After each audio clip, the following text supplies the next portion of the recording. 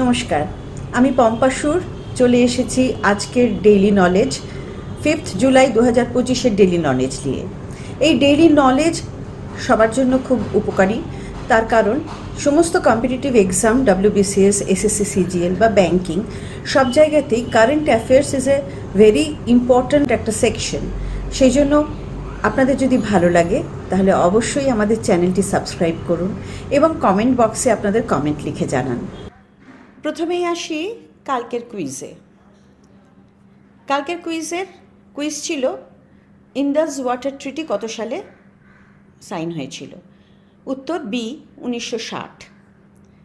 আসি একটু বিস্তারিত আলোচনায়। ইন্দাস ওয়াটার ট্রিটি সাইন হয়েছিল ইন্ডিয়া আর পাকিস্তানের মধ্যে 1960 সালে। সিন্ধু নদীর উৎপত্তিস্থল হচ্ছে মানস সরোবর, তিব্বত থেকে বেরিয়ে সিন্ধু নদী চায়না, ভারতবর্ষ এবং পাকিস্তানের মধ্যে দিয়ে গিয়ে আরব সাগরে পড়েছে। এবার এই সিন্ধু নদীর এবং তার ট্রিবিউটারিজ, তার উপনদীগুলোর জল ভাগাভাগি হয়েছে ইন্ডিয়া এবং পাকিস্তানের মধ্যে। এই যে সিন্ধু নদীর যে ইস্টার্ন ট্রিবিউটারিজ সেগুলো হচ্ছে সতলেজ, ভিয়াস আর রাবি, আর ওয়েস্টার্ন ট্রিবিউটারিজ হচ্ছে ঝিলাম আর চেনাব। ইন্দাস ওয়াটার ট্রিটি অনুযায়ী ইন্ডিয়া ইস্টার্ন ট্রিবিউটারিজের জলকে ব্যবহার করবে। সেই অনুযায়ী ইন্ডিয়া ইস্টার্ন ট্রিবিউটারিজ মানে সতলেজের ওপরে ভাকরানাঙ্গাল ড্যাম করেছে, বিয়াসের ওপরে পং ড্যাম করেছে, আর রবির ওপরে রঞ্জিত সাগর ড্যাম তৈরি করেছে। ওয়েস্টার্ন ট্রিবিউটারিজ ঝিলাম আর চেনাবের জল বিশেষ করে পাকিস্তান ব্যবহার করবে, কিন্তু এই পাকিস্তান ব্যবহার করলেও এর কিছু জল ভারতবর্ষ ব্যবহার করতে পারবে। এই যে ট্রিটিটা, ইন্দাস ওয়াটার ট্রিটি, এই ট্রিটিটা যে সাইন হলো সেটা কে নেগোশিয়েট করলো? Indus water treaty commission. যে কোনো ইন্টারন্যাশনাল নদীর যদি জল ভাগাভাগি হয় দুটো কান্ট্রির মধ্যে, তাহলে সেটা কিন্তু একটা কমিশন তৈরি করে করা হয়, যেমন ইন্দাস ওয়াটার ট্রিটি কমিশন। চলে যাই আজকের ইম্পর্ট্যান্ট নিউজে।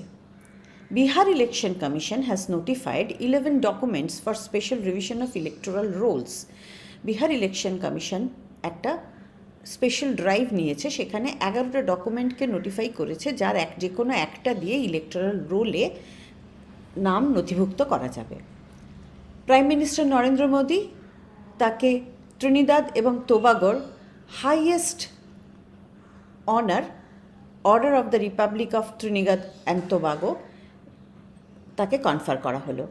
Shubhanshu Shukla international space station থেকে হ্যাম রেডিওর মাধ্যমে স্টুডেন্টদের সঙ্গে কথা বললেন। নীতি আয়োগ একটা রিপোর্ট পাবলিশ করেছে। রিপোর্টটা কি বলছে না, কেমিক্যাল ইন্ডাস্ট্রিজের পার্টিসিপেশন গ্লোবাল ভ্যালু চেনে ইন্ডিয়ান কেমিক্যাল ইন্ডাস্ট্রিজের পার্টিসিপেশন কতখানি সেই নিয়ে একটা রিপোর্ট পাবলিশ হয়েছে। ইন্ডিয়া ইউনিকোড কনসোর্টিয়ামে যোগদান করলো, যেখানে সাপোর্টিং মেম্বার এবং ভোটিং রাইট দুটোই পাওয়া গেল। একটু বিস্তারিত খবরে যাই। এই যে ইলেকশন কমিশন অফ ইন্ডিয়া, এরা কি করে না, ইলেকশন কন্ডাক্ট করে। এটা কিন্তু একটা কনস্টিটিউশনাল বডি, আর্টিকেল 327-এ। কবে এস্টাবলিশড হয়েছিল? 25শে জানুয়ারি 1950। এবার মজার কথা হচ্ছে, ইলেকশন কমিশন অফ ইন্ডিয়া এ কিন্তু পঞ্চায়েত বা মিউনিসিপ্যাল ইলেকশনের দায়িত্বে নেই। সেই ইলেকশন কন্ডাক্ট করা স্টেট ইলেকশন কমিশন। এবার আর্টিকেল 325-এ প্রভিশনস করা আছে ইলেকটোরাল রোলের, কিন্তু ইলেকটোরাল রোল তৈরি করার মেথড কি হবে, কটা সিট হবে কোন হাউসের, ভোটারদের কোয়ালিফিকেশন কি হবে, বা কোন সিটে কোন কনস্টিটিউয়েন্সিতে কতজন ভোটার থাকবে, সেগুলো সব তৈরি করা হয়।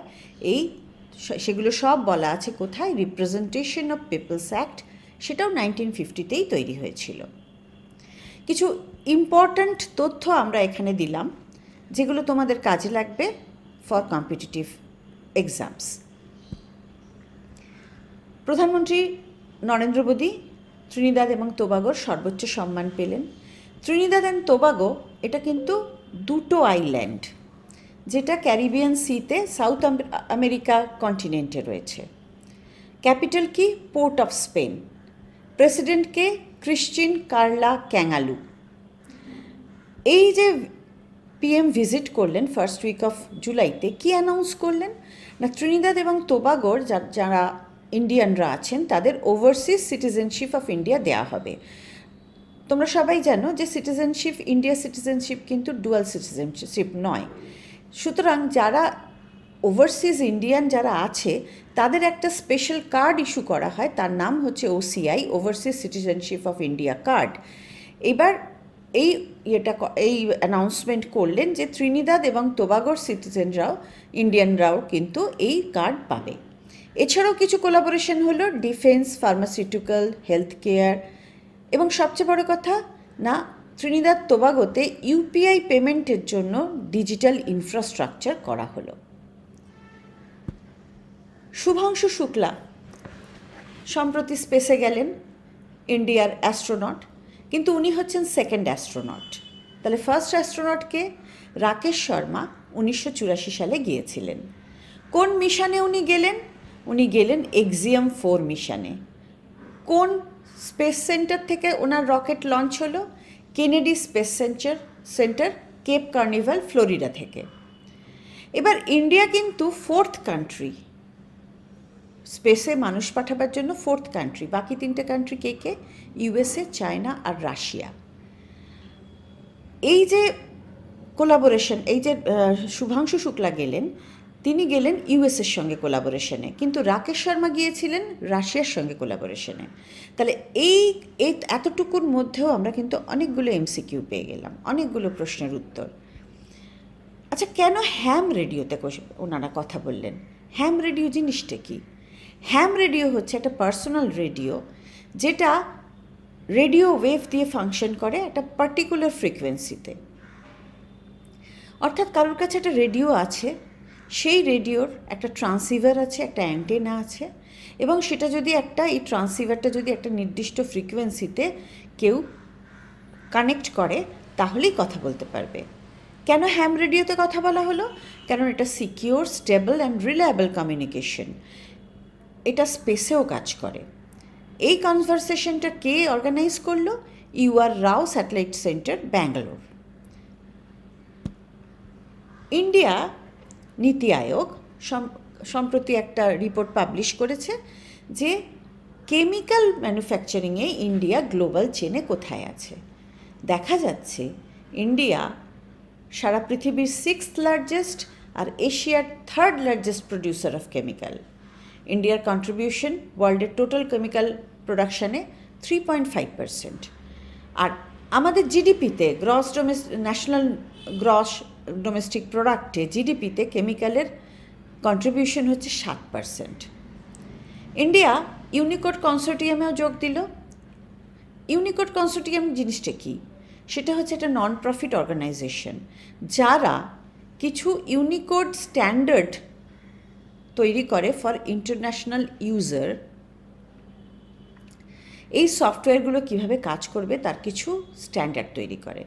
এখানকার যারা মেম্বার তারা সবাই কিন্তু প্রাইভেট, যারা এই সফটওয়্যার সাপ্লাই করছে বা সফটওয়্যার ডেভেলপ করছে তারা। গভর্নমেন্ট অর্গানাইজেশন হিসেবে India is the second country to have the voting rights. এছাড়া কার ভোটিং রাইট আছে? ইউএসের। Ministry of electronics and information technology MeitY এই ইনিশিয়েটিভটা নিল। চলে আসি আজকের কুইজে। আজকের কুইজ হচ্ছে among the following which cities are twin সিটিজ?